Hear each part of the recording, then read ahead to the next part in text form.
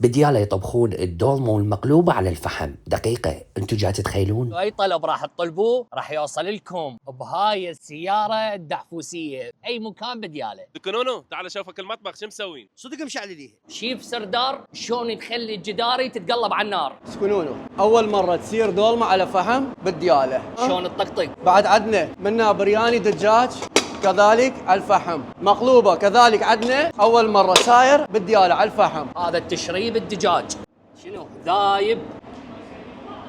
والحلو بالنخله هو اللي راح يوصل لكم لحد باب البيت، تقدرون توصلون عن طريق هذا الرقم المختصر ويوصل لكم الطلب بكل دياله وبعقوبه. على الفحم حار بحار. شوف اللي واللحم والضلع شلون ذايب. انت تشتمون الريحه لو لا؟ مقلوبه راح تقلبها على ايه؟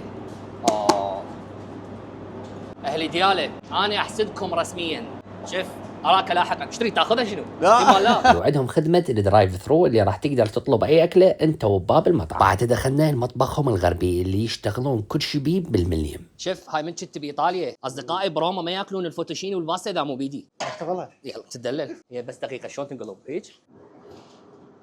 الذهب يطلع من جوا القاع، احنا نطلع لك اياه من القلايه. عاش فيدك. يعني ما تحملنا ننتظر نرجع لبغداد يلا نجرب الاكل، قلنا لهم هيك على السريع. بسم الله.